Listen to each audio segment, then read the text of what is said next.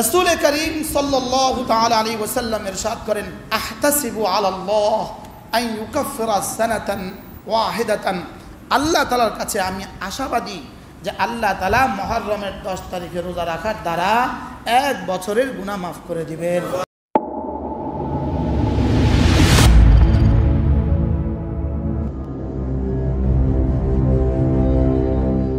মুহররম মাস সরাসরি শাহরুল্লাহিল মুহররম।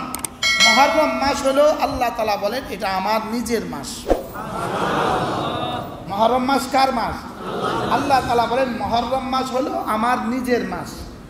এই জন্যই আদম আলাইহিস সালাম থেকে শুরু করে সাইয়্যিদনা ঈসা আলাইহিস সালাম পর্যন্ত যত নবীদের জামানার যত ঘটনা ঘটেছে অধিকাংশই মুহররমের 10 তারিখে হয়েছে। অধিকাংশই কি? তাহলে মুহররমের 10 তারিখের সাথে মনে হয় যেন আল্লাহ তাআলারই বিশেষ সম্পর্ক আছে। আল্লাহ তাআলা দিনের মহতাজ না, রাতের মহতাজ না, লেকিন আল্লাহ তাআলা যেটাকে নিজের দিকে মানসুব করেন সেটা দামি হয়ে যায়। সেটা কি হয়ে যায়? দামি হয়ে যায়। ওস্তাদের জুতা এটা কিন্তু ছাত্রের কাছে অনেক দামি, লেকিন ওস্তাদের জুতা 20 টাকার প্লাস্টিক, নিজের জুতা 4000 টাকার এফএক্স, লেকিন ওস্তাদের জুতার দাম বেশি, ওস্তাদের জুতা নিয়ে বুকে রাখে। এটা মানসুব ইলাল ওস্তাদ, এটা ওস্তাদের দিকে মানসুব। এই জন্য যে জিনিস আল্লাহ তাআলা নিজের দিকে মানসুব করেন তো এটা দামি হয়ে যায়। তো আল্লাহ তাআলার রমজান হলো বুখারী মুসলিমের হাদিস, শাহরুল্লাহ আল্লাযী মুহররম শাহরুল্লাহ আল্লাযী তাদউনাহু মুহররমা। রাসূল বলেন যেই মাসটাকে তোমরা মুহররম বলো এটা হলো আল্লাহ তাআলার নিজের মাস। এই মাস আসবে আর কতদিন বাকি? 1 দিন বা 2 দিন বাকি।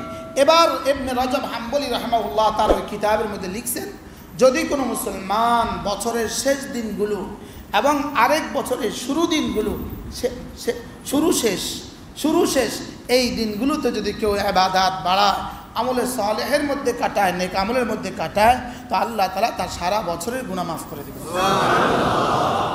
কি ভাই? তাহলে একটা নতুন কথা আমরা আজকে শুনলাম। কি বলেন?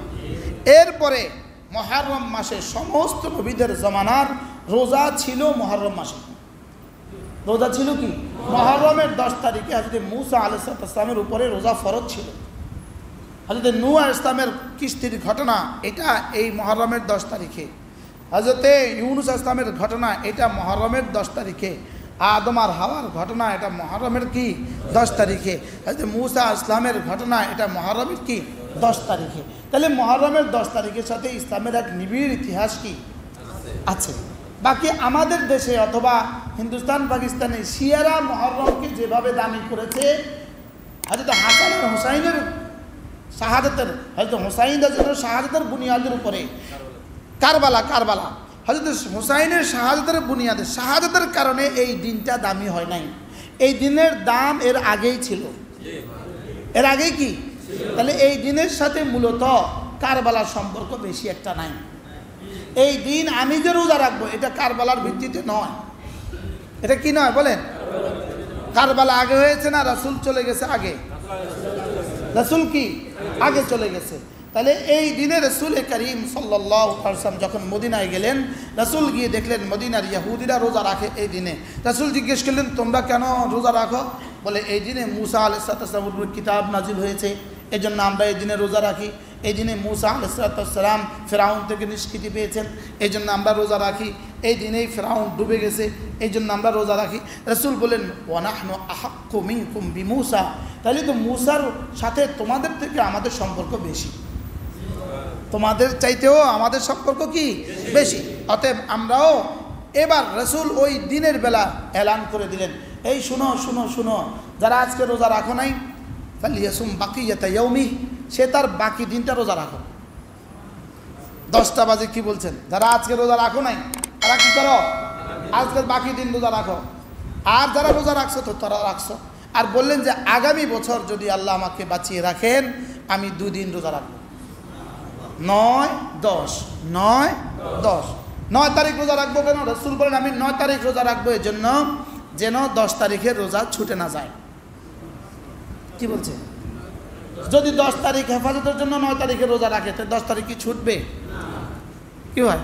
তাহলে তার 10 তারিখ কি ছুটবে না, ওটার প্রস্তুতি হিসাবে কি 9 তারিখ। আর খালিফুল ইয়াহুদা ওয়ান নাসারা, ওরা যেহেতু একদিন রাখে তো আমি 2 দিন রাখবো। আমি কয়দিন রাখবো? আমি 2 দিন রাখবো। এরপর থেকে সাহাবায়ে কেরাম 2 দিন রোজা রাখতেন, 9 এবং 10। তাহলে চাঁদ উঠা খেয়াল রাখবেন, 1 তারিখ কোন দিন হয় খেয়াল রাখবেন। এরপরে 9, 8, 10 আমরা ইনশাআল্লাহ রোজা রাখবো। নিয়ত পাক্কা? নওজওয়ানদের কি নিয়ত? ইনশাআল্লাহ। আল্লাহ তৌফিক দান করেন।